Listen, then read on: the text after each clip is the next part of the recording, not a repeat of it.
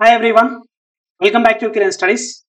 So చాలా మంది students కూడా సార్ మనకి 2026 జనవరి 1 నుంచి 8th పే కమిషన్ అయితే రాబోతుంది కదా. సో రైల్వే ఎంప్లాయీస్ కి గ్రూప్ డి కి లెవెల్ 1 కి శాలరీ ఎంత ఉండొచ్చు, లెవెల్ 2 కి ఎంత ఉంటుంది, లెవెల్ 3, 4, 5 శాలరీ ఎంత పెరుగుతుంది, సో హెచ్ఆర్ఏ ఎంత ఉంటుంది, సో డిఆర్ఎండ్ అలవెన్స్ ఎలా ఉంటుంది, సో డిఆర్ఎండ్ అలవెన్స్ ఇవన్నీ కూడా చాలా మంది కూడా అడుగుతున్నారు. ఈ వీడియోలో కంప్లీట్ గా చూద్దాం. ఎవరైతే అప్కమింగ్ రైల్వే ఆస్పిరెంట్స్ ఉన్నారో వాళ్ళందరికీ కూడా మంచి అవకాశం అన్నమాట. ఎందుకంటే బేసిక్ పే కూడా పెరగబోతుంది అనమాట. వన్స్ బేసిక్ పే పెరిగిందంటే మళ్ళీ దాని మీద ఎవ్రీ 6 months ఒకసారి మీకు డిఆర్ఎండ్ అలవెన్సెస్ డిఏ పెంచుతూ ఉంటారు. ఫస్ట్ స్టార్టింగ్ 0 ఉంటుంది, ఎవ్రీ 6 months అట్లా 10 years వరకు పెరుగుతూ ఉంటుంది. అండ్ హౌస్ రెంట్ అలవెన్సెస్ కూడా వర్స్ట్ కేసులో 10% ఇస్తారు. ఒకవేళ మీకు సిటీలలో అయితే 15, 20 అంటే బేస్డ్ సిటీని, ఆ టౌన్, ఆ విలేజెస్ అని పెట్టి మినిమం 10 నుంచి 27, 30 వరకు కూడా మీకు హౌస్ రెంట్ అలవెన్సెస్ ఉంటాయి. ఇదంతా బేసిక్ పే మీదే ఉంటుంది. సో అందుకోసమే ఫిట్మెంట్ ఫ్యాక్టర్ అనేది పెంచడం అయితే జరుగుతుందా, లేదా వరస్ట్ కేసులు అదే ఉంటే యాక్చువల్గా ఏంటంటే రైల్వే వాళ్ళు లాస్ట్ టైం నుంచి కూడా 7th పే కమిషన్ కంటే ముందు నుంచి కూడా 3.68 ఫిట్మెంట్ ఫ్యాక్టర్ ఇవ్వాలంటారు. అంటే ఫిట్మెంట్ ఫ్యాక్టర్ అంటే ఏం లేదు, ముందు బేసిక్ దానికి ఇంటూ మల్టిప్లై చేసి బేసిక్ పే ఇవ్వని చెప్తుంటారు అనమాట. సో అది వరస్ట్ కేసులా ఉంటే ఎంత ఉంటది ఏందనేది కూడా ఇవన్నీ కూడా మనం ఈ వీడియోలో చూద్దాం. సో చాలా మంది కూడా అంటే నేను గ్రూప్ డి అనే కాదు, రైల్వే సంబంధించి ప్రతి జాబ్ కి సంబంధించి లెవెల్ 1 కానీ, సో మనం జనరల్ గా గ్రూప్ డి ఏమంటాం అంటే లెవెల్ 1 పోస్టులు అంటాం. కాబట్టి సో దీనికి ఒకవేళ 2026 జనవరి 1 నుంచి కనుక వస్తే ఎంత శాలరీ వస్తుందో చూద్దాం. Okay right. ఫస్ట్ కనుక మనం అబ్జర్వ్ చేసుకున్నట్లే మీకు అర్థం కావడానికి క్లియర్ గా చెప్తున్నాను. సో మీకు ఏంటంటే 6th పే కమిషన్ అప్పుడు ఏంటంటే ఫిట్మెంట్ ఫ్యాక్టర్ 1.86 తీసుకోవడం జరిగింది. సరే ఈ ఫిట్మెంట్ ఫ్యాక్టర్ ఏంటి సార్, దానికి కొన్ని ఫ్యాక్టర్స్ ఉన్నాయి, మనకు అంత అవసరం లేదు. సో అందుకోసం నేను డీటెయిల్ గా వాట్ ఈజ్ వాట్ మీకు క్లియర్ గా అర్థం అవడానికి చెప్తున్నాను అనమాట. అయితే 6th పే కమిషన్ లో మనకు బేసిక్ పే అనేది 7,000 రూపాయలు అయితే ఉండడం జరిగింది అనమాట. ఓకేనా. సో దాని తర్వాత ఏమైందంటే మనకు 7th పే కమిషన్ అనేది 2016లో వచ్చింది మీకు అప్పుడు. సో ఇది ఈ యొక్క ఫిట్మెంట్ ఫ్యాక్టర్ అనమాట. ఫిట్మెంట్ ఫ్యాక్టర్ అనేది 2.57 గా నిర్ధారించడం జరిగింది అనమాట. అంటే 7,000 నుంచి మనకి 18,000 వరకు బేసిక్ పే ఉంది. అంటే స్టిల్ ఈ రోజు వరకు కూడా ఎవరైనా జాబ్ లో కనుక జాయిన్ అయినట్లయితే టిల్ బిఫోర్ 2026 జనవరి 1 వరకు కూడా మీకు వచ్చే శాలరీ ఏంటంటే బేసిక్ పే మాత్రమే. మళ్ళీ బేసిక్ పే మీద మీకు హౌస్ రెంట్ అలవెన్సెస్ ఉంటుంది, డిఆర్ఎండ్ అలవెన్స్, డిఏ రెండు కూడా ఉంటాయి అనమాట. ఐ థింక్ ఇప్పుడు డిఏ 56% ఏమి ఉండొచ్చు అనుకుంటా, అప్రాక్స్ 53 or 56% డిఆర్ఎండ్ అలవెన్సెస్ ఉంటారు అన్నమాట. మళ్ళీ దీంట్లో హెచ్ఆర్ఏ కూడా ఉంటుంది. హెచ్ఆర్ఏ ఎలా ఉంటుంది అంటే వరస్ట్ కేసులో మీరు ఎక్కడ చేస్తున్న మినిమం 10% ఉంటుంది. ఒకవేళ అది సిటీనా, టౌనా, మెట్రోపాలిటన్ సిటీనా బేస్డ్ ఆన్ దాన్ని బట్టి 10, 15 ఇలా రకరకాలుగా అప్ టు 27, 30 వరకు ఉంటుంది అనమాట. ఇది బేసిక్ పే. మనకి ఈ 7,000 నుంచి 18,000 ఆల్మోస్ట్ 2.57 ఫిట్మెంట్ ఫ్యాక్టర్ అయితే ఇవ్వడం జరిగింది. అంటే మల్టిప్లై చేస్తే అప్రాక్సిమేట్ గా 17,900 ఏమో చేంజ్ ఉంటుంది. సో దీని రౌండ్ ఫిగర్ 18,000 చేయడం జరిగింది. మరి ఇప్పుడు 8th పే కమిషన్ అంటే ఖచ్చితంగా ఈ బేసిక్ పే అయితే ఖచ్చితంగా పెరుగుతుంది. అయితే చాలా మంది ఏంటంటే ఫిట్మెంట్ ఫ్యాక్టర్ గా అప్రాక్సిమేట్ గా ఇది 1% కాదండి, ఇది ప్రొజెక్టెడ్ మాత్రమే అన్నమాట. యాక్చువల్గా రైల్వే వాళ్ళు ఎప్పటి నుంచో కూడా 3.68 ఫిట్మెంట్ ఫ్యాక్టర్ ఇవ్వాలని చెప్పి అనుకుంటారు. బట్ నాకు తెలిసినంత వరకు అయితే ఇంత ఫిట్మెంట్ ఫ్యాక్టర్ అయితే ఇవ్వకపోవచ్చు అనమాట. సో వరస్ట్ కేసే చెప్తున్నాను, ఇది ఇవ్వచ్చు ఇవ్వకపోవచ్చు, కానీ వరస్ట్ కేసులో మాత్రం లాస్ట్ టైం ఉన్నదాన్ని ఇవ్వచ్చు, అంతకన్నా కొంచెం తగ్గించినా సరే 2.8. మీకు ఇక్కడ వాల్యూ తగ్గినంత మాత్రాన అమౌంట్ తగ్గుద్దని కాదు. ఎందుకంటే ఈ 2.28 ఇంటూ 18,000 తోటి చేస్తున్నాం.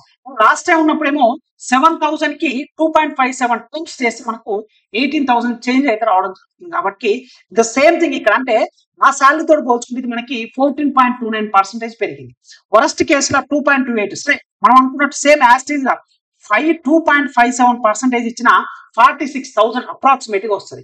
అందుకే నేను వరస్ట్ గా ఆలోచించి 2.28 కనుక ఫిట్మెంట్ కనుక ఇచ్చినట్లయితే 18,000 ఇంటూ 2.28 చేసి అప్రాక్సిమేట్ చెప్తున్నాను వాల్యూ 41,000 అయితే రావడం జరుగుతుంది. అప్పుడు మనకి ఎంత పెరిగినట్టు 7th పే కమిషన్ కంటే 8th పే కమిషన్ అప్రాక్సిమేట్ గా శాలరీ బేసిక్ పే 31.1% పెరుగుతుంది అనమాట. ఓకేనా. సో మీకు ఇంకా క్లియర్ గా డీటెయిల్ గా చెప్పాలనుకుంటే సో ఇక్కడ చూడండి ఒకసారి. సో ఇది హెచ్ఆర్ఏ గురించి మళ్ళీ చెప్తాను.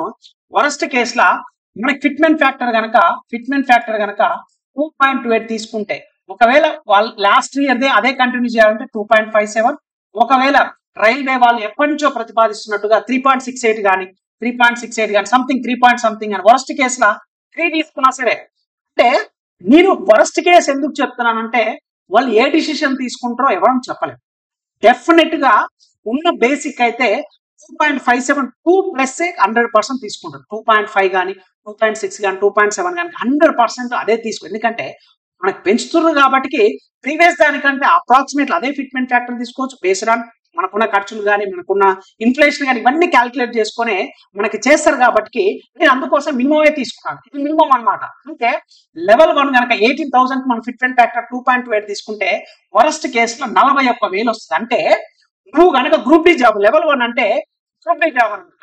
గ్రూప్ డి జాబ్ కనుక ఇప్పుడు వచ్చే ఏదైతే ఇప్పుడు మనకి 2025 నోటిఫికేషన్ ఉందో ఆ ఎగ్జామ్ కనుక నువ్వు క్లియర్ చేస్తే నీకు ఈ శాలరీస్ అని ఎప్పటి నుంచి అప్లికబుల్ అవుతుందంటే 2026 జనవరి ఫస్ట్ నుంచి అందరికీ ఎలిజిబుల్ అవుతుంది.